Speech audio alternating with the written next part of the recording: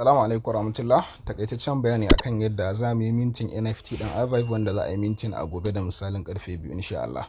So kamar yadda ne post a Facebook shine za mu yi amfani da Mrs. Browser. Dalilin da yasa za mu yi amfani da Mrs. Browser shine ta ɗan fi sauki gaskiya compared to a ce mutum zai yi amfani da application ɗin MetaMask musamman idan wayar mutum ƙarama ce. So amfanin shi extension ɗin shine zai taimaka maka ka yi amfani da wayarka kamar kana amfani da kwamfuta ne. Saboda kafin zuwan irin su Mrs. Browser da Kiwi Browser sauran browsers zaka samu ba sa supporting wannan extension din. Abu ne wanda dole sai da kwamfuta ake yin shi. So zuwan waɗannan browsers sun sauƙaƙa mana abubuwan da dole sai da kwamfuta ake ana iya yin su da waya. So matakin farko shine za mu yi kokari mu ɗaure MetaMask din mu akai. So abu na farko shine sai mutum ya je searching MetaMask extension. So in kai searching insha Allahu zai kawo ka sai ka zaɓi wannan na farkon mai Google kamar yadda za ku gani. So idan ka taɓa a kai zai kai ka inda za ka yi adin wannan MetaMask ɗin a kan browser ɗinka. Daga can sama za ga add to Chrome na. So sai a danna a kai sai a danna OK. So idan ya kawo zai kai ka inda za ka saka passphrase ɗinka. Idan kuma kana son za ka yi creating sabuwar wallet ne a baya baka da wallet, so sai kai kokari sai kai creating. Sannan wajen adin wallet ɗin nan, wajen importing wallet ɗin za ka iya saka kowace irin wallet ce. In kana da MetaMask ka saka, in kana da Trust wallet, in di wallet ɗin nan passphrase ɗinta guda 12 ne, za ka iya sai kai importing. Gashi na options bai ba mu ga create ga import. In kai sabo ne sai ka danna create a new wallet. Amma ni tunda ina da wallet sai na zaɓi na biyu, import an existing wallet. A nan gurin kowace irin wallet na gaya muku za ka iya importing. Kawai waɗannan wallet ɗin duka abu ɗaya ne, kawai suna ne ke bambanta su, kuma kowace ka ɗauka passphrase in ta kasa a wata zai yi successful insha Allah. So gashi ne ya kai ni inda zan saka passphrase ina na wallet. So wajen passphrase ɗin na gaya muku sai mutum ya ɗauko passphrase ɗinsa sai ya aje, kamar ni already na riga na yi copy ɗin na. So sai na danna confirm secret press. So kamar yadda za ku gani shine yayi successful. Wannan wajen password ɗin kai ana son ka saka password ne wanda idan ka tashi yin transaction za ka saka wannan password ɗin ka yi approving na wannan transaction ɗin.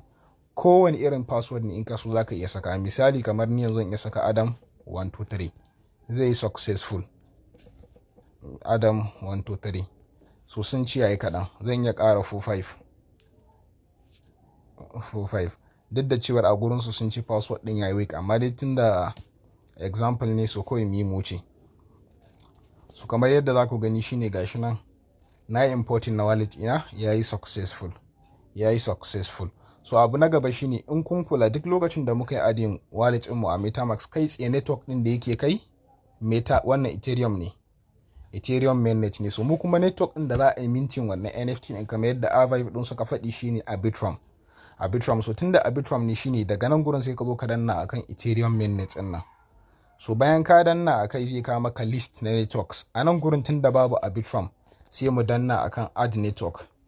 So idan ka danna akan add network kamar yadda za ku gani shine a wajen list din waɗannan blockchains din ga Arbitrum nan ya kawo. Tunda network din is popular za ku gani shi ya fito a nan gurin. So kawai sai mu danna akan add network. So idan muka danna za mu yi adding wannan network din akan MetaMask mu daga ƙasa ga gurin approve nan sai mu adding approve sai mu approving. So insha Allah idan ka dawo ka sake danna akan wannan Ethereum mainnet din nan Ethereum mainnet. So in ka danna Arbitrum din da muka yi adding za ku gani shi. So sai mu danna akai. Bayan mun danna akai sai mu yi switching. Already ya riga da ya koma zuwa kan Arbitrum din. So idan da za mu dawo free, in za mu dawo free so za mu ga cewa lalle wannan network din ya koma Arbitrum. So kamar yadda za ku gani da kan wallet din za ku ga ina da $3 akai. So kamar ni already ina da Ethereum ta kan Arbitrum akai. So ga wanda ba shi da ita ya kamata mutum ya tanadi ko da $1 ne in case, saboda dole za a buƙaci gas fee. To Arbitrum dai ba shi da wani fee sosai, ba ma lallai ya kai $1 ba, amma dai mutum ya tura $1 in case. Sai mutum ya kwafi wallet address ɗinsa kamar yadda za ku gani. In ka taɓa kan wannan address ɗin zai yi copy. So ga waɗanda ba su san yadda za su tura Ethereum daga Binance ba zan nuna. Sannan koda kuɗinka bai kai $10 ba, saboda na san Binance sai kuɗi ya kai $10 ake siya. So koda kuɗinka bai kai $10 ba za ka iya convert. Akwai wajen convert a cikin Binance. So kamar yadda za mu nuna. So a cikin Binance akwai gurin da ake convert. Idan ka zo kan spot kamar yadda ku gani ina da Ethereum. So amma muƙaddara kuɗin yana USDT ne. Yana USDT kuma kana son za ka sai Ethereum. So ka zo kan trade ɗin nan. idan ka danna akan trade daga can sama ga inda aka rubuta convert na, so sai ka zo ka danna akan convert din nan. Idan ka danna akan convert tam zai kawo ka inda kaman ake conversion. A nan gurin kuɗi inda ya kai dala ɗaya zaka iya siyayya da shi. Misali a sama sai na saka Ethereum, sai na saka USDT. Idan USDT ce da kai kake son zaka converting to Ethereum, to sai ka saka USDT ɗinka koda guda biyu ce, sai kai converting to Ethereum. In dai ka danna kai preview conversion ɗin ka danna zai yi successful. Misali kamar yanzu ai ina da Ethereum ɗin nan, bara yi converting ɗinta to USDT. Kun gani yayi successful. Sannan koda misali kaddara USDT din ce da ni, so zan iya danna wajen convert sai na danna wannan, kun gani 3.8 USDT, so zan iya converting ɗinsa zuwa Ethereum kuma zai siyu, kun ga yayi successful. So in mutum ya mallaka Ethereum din shi sai ka zo kan wallet, kamar yadda za ku gani shine muna da Ethereum. Saboda wannan Ethereum din layer 2 ne na wannan Arbitrum din layer 2 ne na Ethereum. So kawai sai ka zo sai ka danna akan withdraw, sai ka danna akan ETH, sai ka zaɓi send via crypto network. So wajen wallet address ɗin nan sai kai pasting, kamar bai yi copy ɗin ba, so bara an da sake copy. Kun gani nan da ka zo sai ka danna copy wallet address ɗin gashi nan daga sama, so in ka taba a nan gurin yayi copy. So in ka zo kai copy sai kai pasting a nan wajen network, kamar yadda za ku gani gashi nan da yawa, sai ka zaɓi wannan Arbitrum ɗin saboda da shi za mu yi amfani. So idan ka danna sai ka danna amount ɗin da kake son zaka tura, sai ka danna withdraw, sai ka karasa sauran processes da ake withdraw daga Binance. Insha Allah within minti 5 withdraw ɗinka zai zo, za ga asset ɗinka ya bayyana akan nan. So yanzu me rage, mun daure MetaMask ɗinmu kuma mun yi switching zuwa Arbitrum network. Abu na gaba shine kawai mu ɗauko site ɗin nan da za a yi minting NFT ɗin akan shi. So zan saka shi a Facebook sai mutane su duba. Idan kuma misali kana bin Twitter handle ɗin su, zaka iya zuwa sai kai copy na wannan link ɗin, zaka iya zuwa sai kai copy. Gashi nan na yi copy ba. To an ka zo kai copy kawai sai ka zo cikin wallet ɗinka ka koma kan browser ɗinka sai kai pasting. So kamar yadda za ku gani shine gashi nan na yi pasting.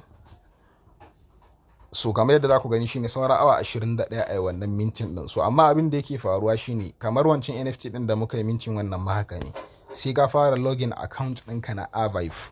So sai ka saka email ɗinka da ka buɗe Avive a nan gurin, kai sending OTP sai kai submitting. Idan yayi successful zaka ga account ɗin yayi login. Ba wai zaka gani kamar yadda yake kawo akan wayar mu ba, a za dai yayi login ya baka dama kai connecting na wallet ɗinka. Idan kai connecting na wallet ɗinka kawai sai kai minting. So insha Allah zai MetaMask za ta kawo maka notification sai kai approving na wannan transaction ɗin, shikenan ka mallaka wannan NFT ɗin. So amma a yanzu tun da lokacin da za a yi bai yi ba, so ba zai yi ne wannan minting ɗin ba. Wajen nickname ɗin nan ina ga kamar za mu iya cewa kamar username ne. So duk abin da ka so kawai za ka iya sakawa. A yanzu ko da na saka ba zai yi ba. So amma dai whatever mutum username ɗin shi kamar yadda muke sawa a Twitter da Telegram da sauransu, mutum zai iya sakawa kuma zai yi successful. Na dai fi tunanin za su ce zai kasance unique, kowa zai saka nashi ne daban. So insha Allah wannan a takaice da za mu yi mintin wannan NFT ɗin, zai kawo maka inda za ka yi connecting wallet ɗinka bayan ka yi login. So kasancewar yanzu ba a riga da an fara mintin ɗin ba na tunanin zai bani dama na yi login successful. So wannan shine dai a takaice insha Allah. Ubangiji Allah ya taimake mu, Allah ya ba mu sa'a akan wannan al'amari. Wassalamu alaikum warahmatullahi.